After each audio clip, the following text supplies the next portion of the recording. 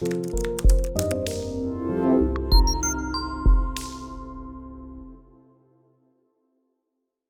get into compliance or audit. Compliance, security compliance.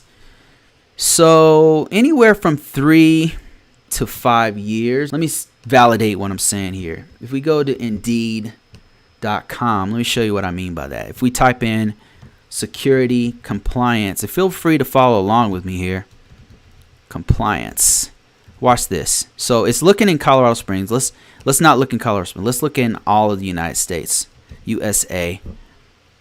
And let's see what people are looking for here. And typically these guys will tell you how many years of experience that they need. Information security and compliance specialist. Okay, here we go. It's a remote job in Albuquerque, New Mexico. Let's see how many years of experience that they want.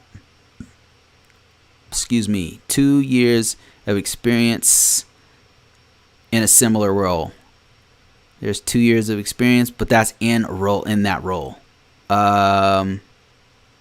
Let's look at this next one here. Bachelor's degree and 1 year experience in a business or education customer driven environment. So this is 1 year experience with a bachelor's degree. Really depends on the job.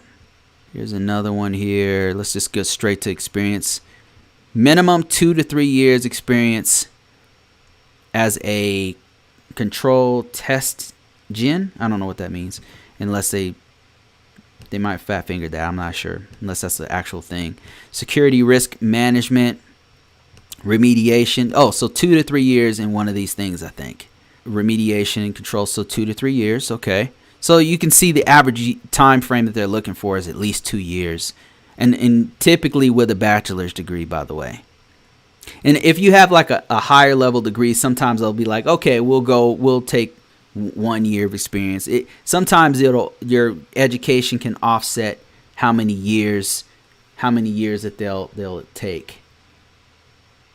So yeah, if you follow along with me, this what all I did was I went to Indeed.com. You can do this also with any other search engine aggregate out there, and I just typed in what job you want, whatever job. Another thing that you probably want to do is type in things like, because there's different names for what we do: risk management, if I could spell risk management framework.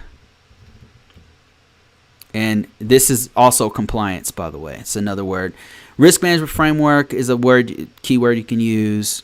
Information security compliance, PCI compliance. There's different kinds of compliance. Sarbanes-Oxley compliance, SOX, SOX compliance. There's lots of different words. And to get more of these keywords, you have all you got to do is start with one, and then all these other keywords come up. If, as a matter of fact, sometimes when you're on the search engines, if you just type in information, see how these keywords are popping up? It's telling you what kinds of things to look for. Information security compliance. So there's information security system. How about this? System security officer.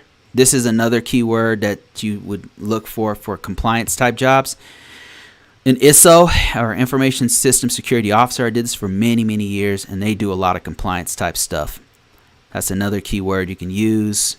But let's look at this first one right here. Let's look at a couple more of these and we'll move on. Kind of getting an average of how many years you go. 3 years of experience in risk management, auditing. That's security compliance. Now, auditing is a whole different thing. That's a whole different job.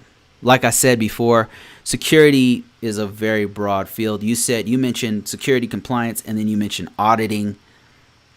Auditing is different. Auditing is like an SCA, it's like a security control assessor, a security auditor, information security auditor, information auditor. That's a whole different ball game. But this is like 5 years. Okay, so to answer your question, depends on the job.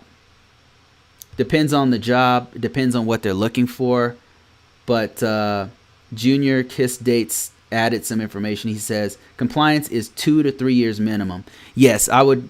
So you can see the average was between 2 and 3 years, but it really depends on what they're looking for and what level they're looking for, because you got You got entry level positions, but even for entry level positions, it's 2 to 3 years. You can get down to one. We saw a couple that were 1 year, but they usually want you to have a bachelor's degree and have a 1 year experience in a specific thing. But average 2 years experience. That's what what they're looking for typically in security. But you can say help desk and then emphasize all your security stuff on help desk. If you've done help desk before, you've done security before. And that's one of the things I talk about in one of my courses about how to take the experience you have and translate that and extract all the security stuff that you've done and highlight it in your resume.